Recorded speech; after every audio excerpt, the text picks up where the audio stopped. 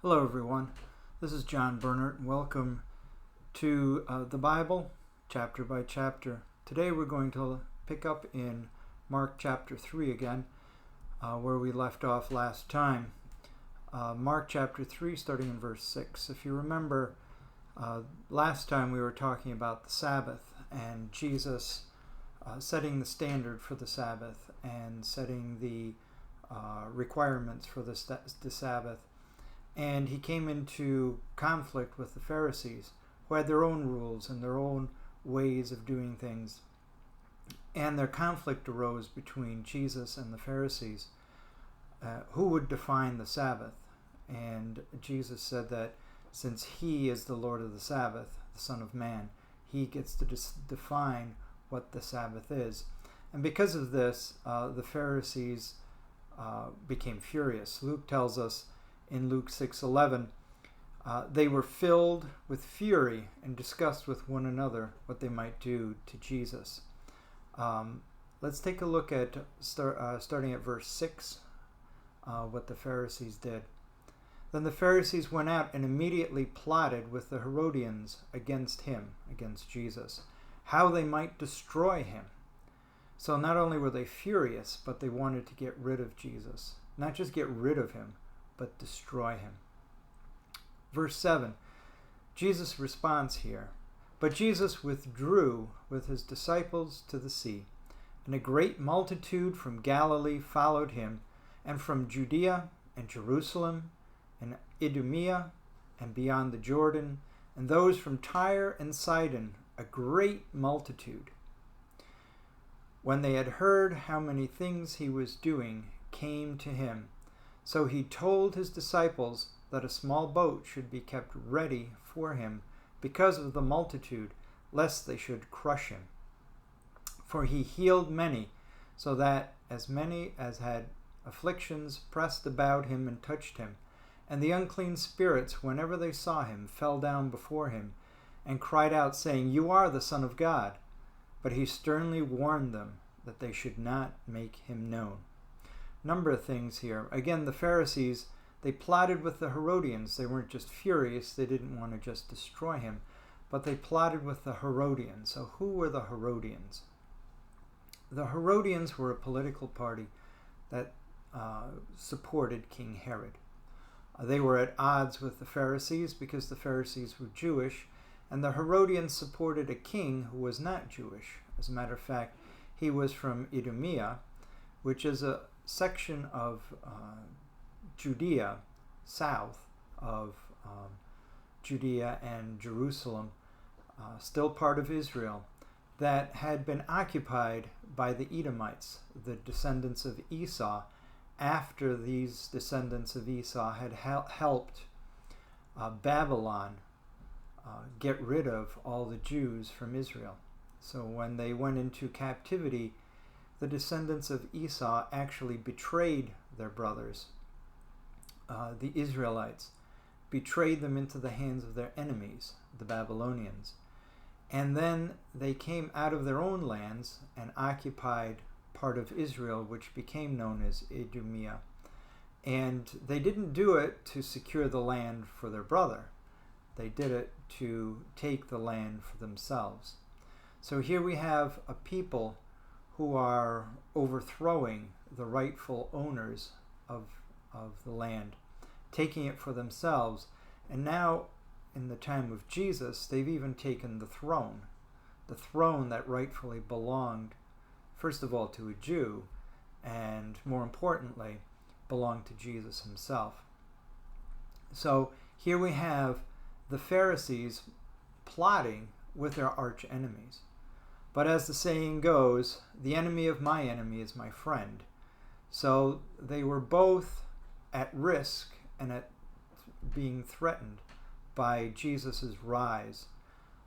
The Pharisees from a religious aspect, their place and position within the community, and the Herodians, King Herod himself, his throne being threatened by the rise of Jesus. So the two groups come together to seek how they might destroy Jesus. But Jesus knew what was going on, so he withdrew. But still the multitude followed him. Still they gathered around him. And Jesus healed them. He healed them because it was his bona fides, his proof of who it is that he was. He wasn't just a prophet. He wasn't just a teacher. He was God himself incarnate. And as proof of this, he healed the people. He delivered them from sins. He delivered them from their leprosy. He delivered them from their demon possessions. He delivered them from their blindness and their deafness, their muteness. He, in effect, showed physically what it is he had come to do spiritually. And because of this, the people followed him. And where did they follow him from? They followed him certainly from Galilee, but also from Judea and Jerusalem, which was south of Galilee, from Idumea again, which was even further south, where the descendants of Esau lived, from across the Jordan. Again, on the other side of the Jordan, there were certainly Israelites, but there were also Greeks, Gentiles who lived there. And far north from Sidon and Tyre, which was far outside Jerusalem, far outside Judea, far outside the lands of Israel. And yet, from even here, people came to seek the one that would set them free, that would heal them, that would deliver them. And so Jesus did, showing not only to the Jew but also to the Gentile that he had come to deliver them. He was the deliverer not only of Israel, but the deliverer of all mankind. And we'll see this later on as we go through Mark. Picking up in verse 13 now. And he went up on the mountain, and he called to him those that he himself wanted. And they came to him. Then he appointed 12, that they might be with him, and that he might send them out to preach, and to have power to heal sickness, and to cast out demons. Simon, to whom he gave the name Peter, James the son of Zebedee, and John the brother of James, to whom he gave the names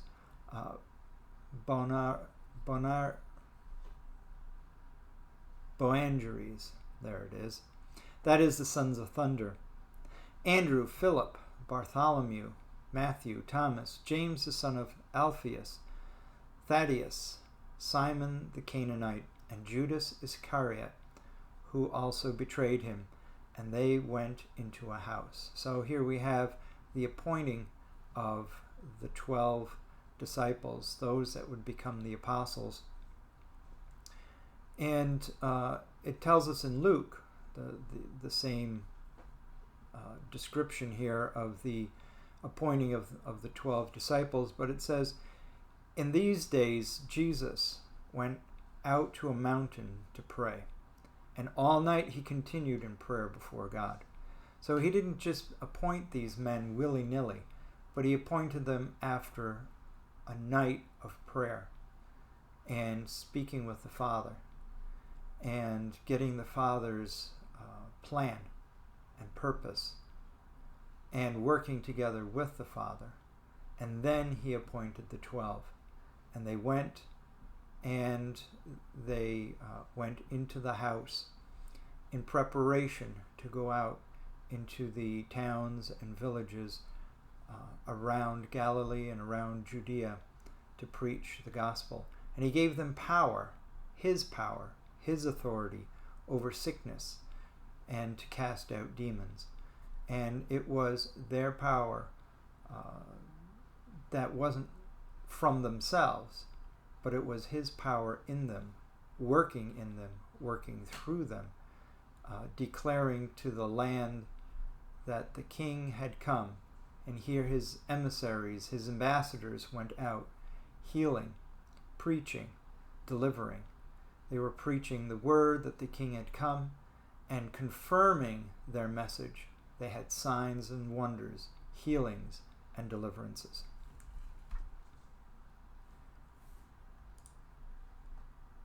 Thanks for watching.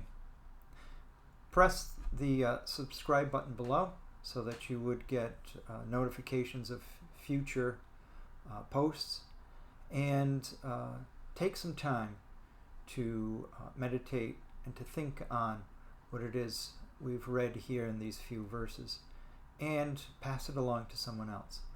Until we get together again, rejoice in the Lord always and in the power of his might.